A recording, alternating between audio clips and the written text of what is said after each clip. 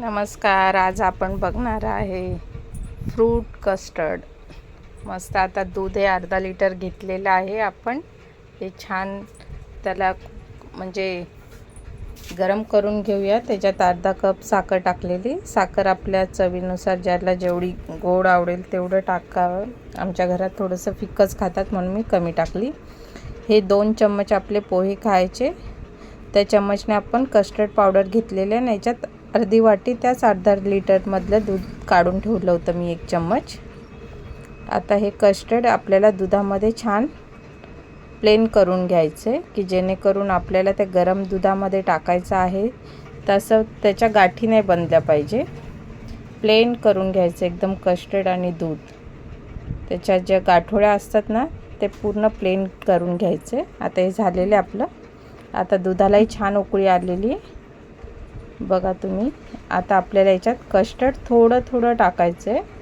Directly एकत्र नाही टाकायचं, कारण की मग ते फेटायला खूप भारी पडतं आणि गाठोळ्या होऊन जातात. त्याचं एकदम थिकनेस पण एकदम घट्ट होऊन जाईल. एकाच जागेवर ते जमून जाऊ शकतं. स्लो गॅस ठेवायचं. हे जेव्हा कस्टर्ड आपण टाकतो ना स्लो गॅसवर छान थोडं थोडं स्लोली टाकायचं. कस्टर्ड जे दुधात मिक्स केलेलं असतं ते छान असं फेटून घ्यायचं. 2-3 मिनटं ते कस्टर्ड पावडर म्हणजे आपली दुधामध्ये ती पण छान शिजली पाहिजे. 2-3 मिनटं शिजवायचे कस्टर्ड पावडर टाकल्यावर. आता हे आपलं झालेलं आहे शिजून बघा.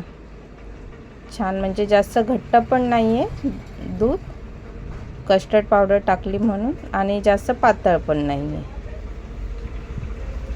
अर्धा लिटरला 2 चम्मच पुरे होतात कस्टर्ड पावडर बघा. आता मस्त आपलं शिजून झालेलं आहे. हे आता आपल्याला थंड करून घेतलं मी रूम टेम्परेचरच्या हिशोबाने. 15-20 मिनटं थंड झालं आहे की याच्यात फ्रूटचे आपल्याला आवडीनुसार जेवढे फ्रूट आवडतात ते स्लाईस करून ठेवायचे. याच्यात मी 1 बनाना घेतला, त्याचे छोटे छोटे स्लाईस केलेले आहे.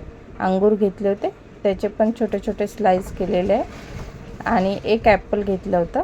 हे आपण जे वाटीत मी थोडं थोडं ठेवलेलं आहे ना, आणि 1 डाळिंबचे दाणे आहे तेही थोडंसं वरतून परत नंतर जेव्हा आपण सर्व करू ना छोट्या छोट्या बाउलमध्ये, तेव्हा आपल्याला ते डाळिंब, अंगूर आणि जे ॲपलचे ठेवलेले आहेत ना पीस कटिंग केलेले, ते गार्निशिंगसाठी मी ठेवलेले आहे. तुम्ही सर्व एकत्रही टाकू शकतात. आता बघा वरतून मी ते डाळिंबचे दाणे टाकलेले.